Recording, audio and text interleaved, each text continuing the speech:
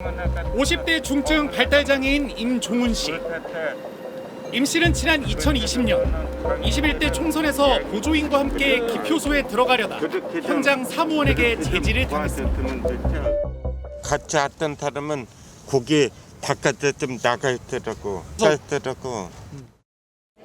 앞서 지방선거 때도 보조인의 도움을 받아 투표를 했다고 말했지만 소용이 없었습니다. 결국 혼자서 기표소에 들어간 임 씨는 제대로 투표를 하지 못했다고 합니다. 발달장애로 글자를 알지 못해 후보자의 이름을 읽을 수 없었던 겁니다. 거기에 이름을 뭐해놓을까요? 써있는 이름을 뽑을 사람이 있었는데 도장을 다 찍고 나온 거죠. 나는 도장했어요. 원래 2016년 만들어진 선관위 지침에는 장애로 기표가 어려울 경우 가족이나 보조인의 도움을 받아 투표할 수 있다는 규정이 있었습니다. 하지만 선관위가 2020년 총선 직전 발달장애인을 그 대상에서 제외하면서 투표소에서 혼란이 벌어진 겁니다. 발달장애인의 경우 부모나 보조인이 대신 기표할 우려가 있어 해당 지침을 삭제했다는 선관위의 설명. 발달장애인 단체들은 5년간 유지해온 제도를 하루아침에 없앤 선관위의 조치가 참정권을 침해한 것이라며 국가인권위원회에 진정을 넣었습니다. 1년 뒤인 2021년 3월 인권위는 발달장애인들의 손을 들어줬습니다. 지침 삭제가 발달장애인들에 대한 차별이라는 결론을 내린 겁니다. 인권위는 발달장애인들의 참정권 보장을 위한 편의 제공 방안을 마련하고 선거 사무원도 교육하라고 권고했습니다. 그러나 선관위는 이에 대해 아무런 입장도 밝히지 않았습니다. 제20대 대통령 선거가 100일 앞으로 다가온 지난해 11월 29일 다급해진 발달장애인들은 법원을 찾아갔습니다.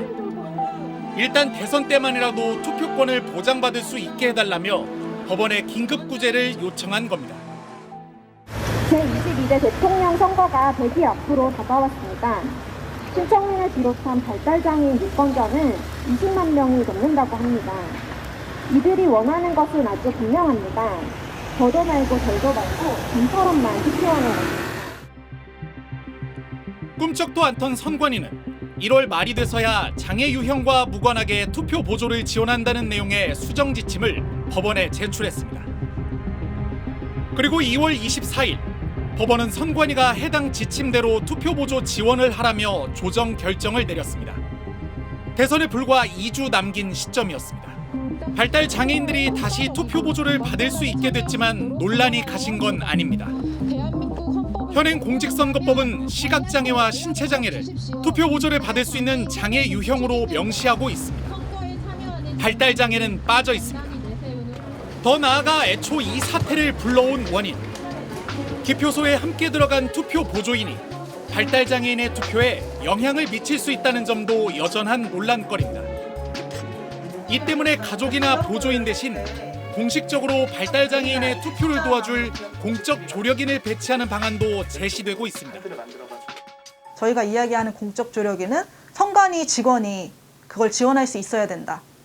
다만 현실적으로 이제 낯선 사람을 굉장히 어려워하고 힘들어하시는 당사자분들이 계시기 때문에 이제 그런 분들은 아는 사람과 공적인 조력인 이렇게 2명이 같이 들어가서 객관적으로 이 사람이 누구를 찍을지 선택할 수 있는 그런 환경을 만들어줘야 된다라고 이야기하고 있습니다. 전국의 발달장애인 유권자 수는 20만 명. 하지만 19대 대선 당시 이들의 투표율은 50에서 60% 수준으로 전국 투표율 77.2%보다 크게 낮았습니다. 발달장애인에게는 여전히 투표가 어렵고 낯선 과정이기 때문입니다. 당명과 후보자 이름만 적혀있는 투표용지. 비장애인들이야 쉽게 알아보고 기표 도장을 찍을 수 있지만 발달장애인은 그렇지 않습니다. 투표용지에 후보 사진이나 당 로고, 색이 들어가기만 해도 투표하기가 훨씬 수월해질 거라고 말합니다. 당이 파란색이면 지금 더불어민주당이고 빨간색은 국민의힘이고 노란색이면 정의당이잖아요. 그런 것처럼 사람들이 이제 그게 인식이 됐잖아요. 장애인든 비장애인든. 그러면 투표하는데 어렵지 않을 것 같아서. 이미 투표용지를 장애인 친화적으로 바꾼 나라도 여럿입니다. 홍콩이나 대만에서는 후보자 사진을 넣고 있고 영국과 스코틀랜드 등에서는 투표용지에 정당 로고가 들어갑니다. 이렇게 그림 투표용지를 사용하는 나라는 전 세계적으로 50개국이 넘습니다. 40대 직장인 홍윤희 씨는 남들이 쉬는 날 더 바빠집니다. 장애인들이 지하철에서 더 쉽고 편하게 이동할 수 있게 해주는 장애인 이동지도 제작자. 홍 씨의 또 다른 직업입니다. 지금 해화역 주변에 휠체어로 접근 가능한 곳들을 좀 점검하려고 하는데 그 지역들을 미리 이제 지도를 뽑아서 어느 정도 표기를 해놓고 가죠. 그러면 이제 좀 덜 헤매고. 비장애인인 홍 씨가 장애인들의 이동권에 관심을 갖게 된 건 딸 때문입니다. 딸 지민이는 태어나자마자 암으로 투병해야 했습니다. 힘든 수술을 잘 견뎠고 암은 완치됐지만 하반신이 마비되는 후유증이 남았습니다. 아이와 함께 외출을 할 때마다 마음의 각오를 단단히 다져야 했습니다. 어쩌다 한 번씩 오는 저상버스는 장애인 혼자선 탑승이 어려웠습니다. 고장났어. 원래 이러면 안 되는데.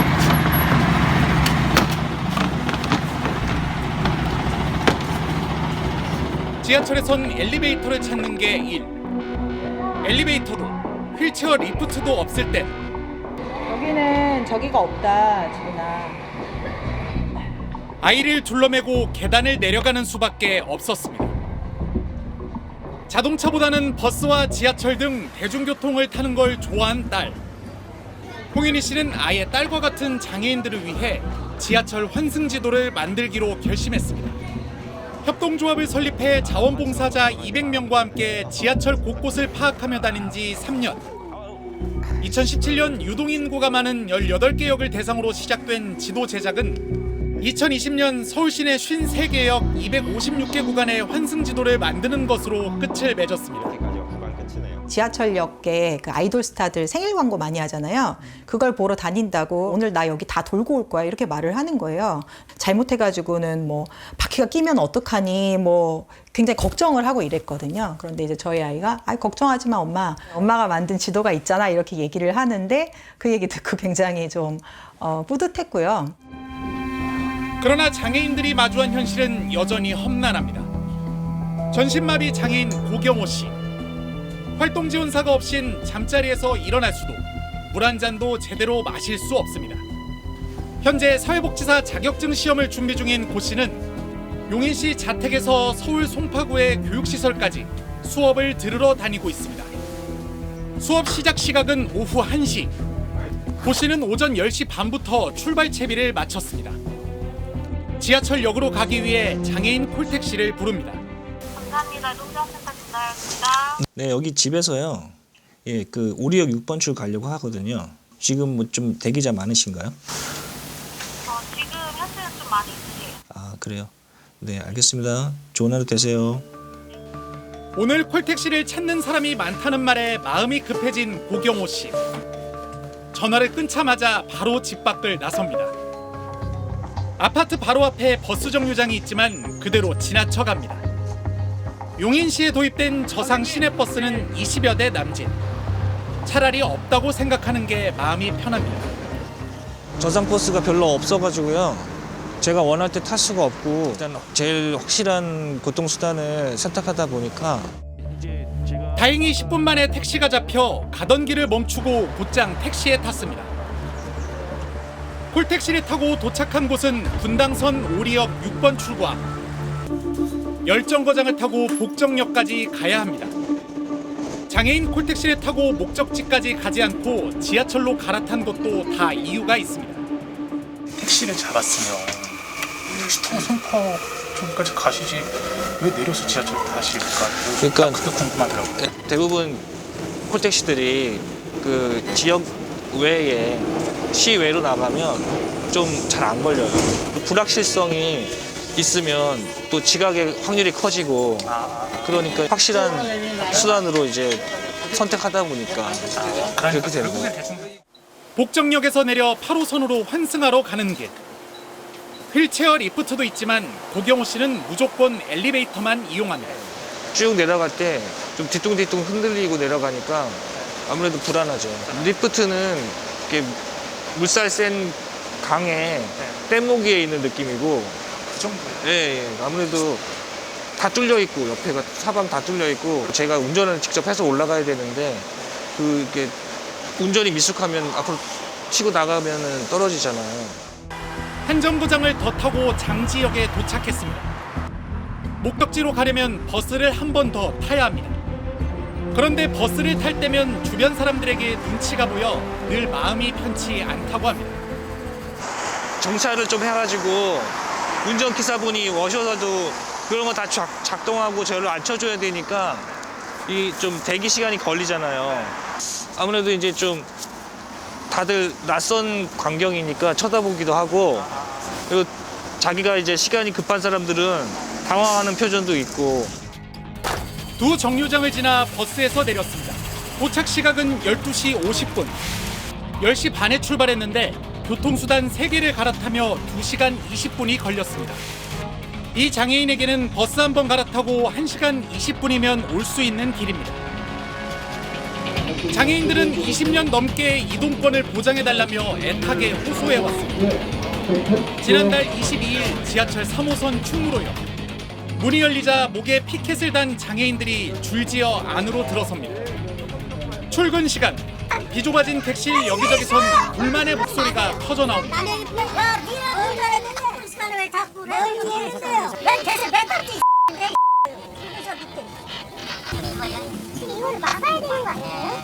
뭘 가만히 있어요? 아저씨들 몇 시간이나 1시간 반씩 남았었는데. 출퇴근길 승객들의 반발을 불러온 지하철 승하차 시위는 지난해 말부터 석 달 동안 이어졌습니다. 장애인들은 그동안 정부와 지자체가 자신들이 내건 약속조차 지키지 못하고 있는 현실을 바꿔보려고 시위에 나섰다고 했습니다. 2001년 오이도역, 2017년 신길역에서 벌어진 휠체어 리프트 추락 사망 사고.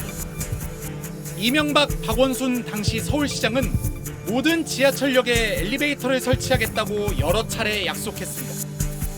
그러나 2022년 현재 서울 지하철 283개 역 중 22개 역에는 아직도 엘리베이터가 설치되지 않았습니다. 장애인들이 가장 많이 이용하는 버스는 어떨까? 휠체어를 타고도 쉽게 이용할 수 있는 저상버스 도입률은 27.8%에 불과합니다.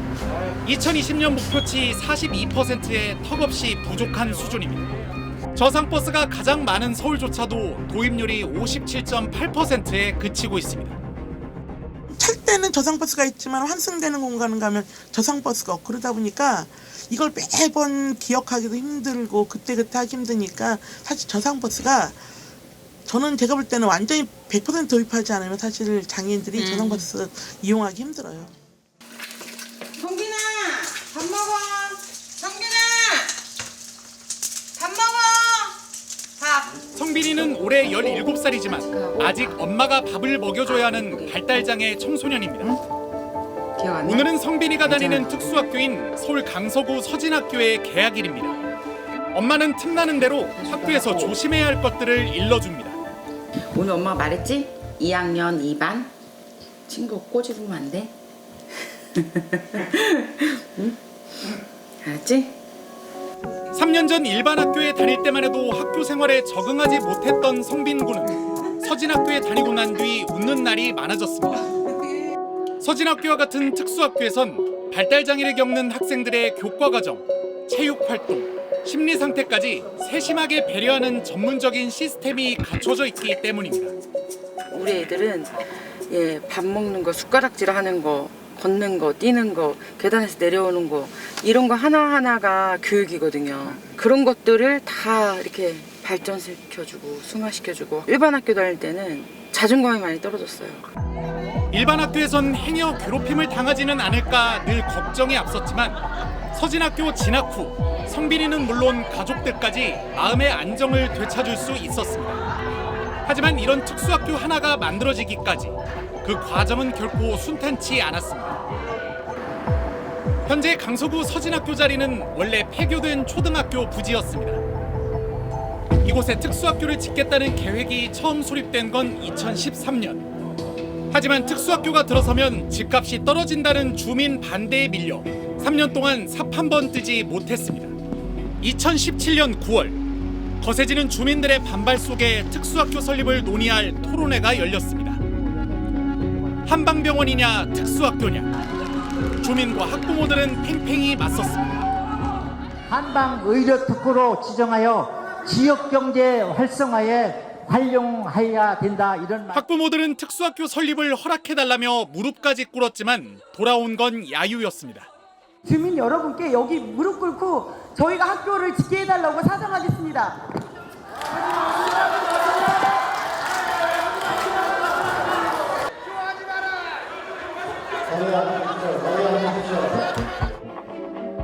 이런 노력이 쌓이며 여론은 반전됐습니다. 그리고 착공 2년 만인 2020년 드디어 서진학교가 문을 열었습니다. 서진학교 설립으로 새로 배움의 기회를 얻은 장애 학생은 140명 정도. 그러나 아직도 많은 장애 학생들에게 특수학교의 문턱은 여전히 높습니다. 전체 특수교육 대상자는 9만 명에 달하지만 특수학교에서 수용할 수 있는 인원은 2만 7천 명에 불과하기 때문입니다. 6만 3천 명. 남은 70% 학생들은 비장애 학생들과 같은 반에서 생활하거나 일반 학교에 별도로 만든 특수학급에서 수업을 들어야 합니다. 특수학교가 대도시에 편중돼 있다 보니 많은 발달장애 학생들이 2-3시간 통학길을 감수할 수밖에 없는 형편입니다.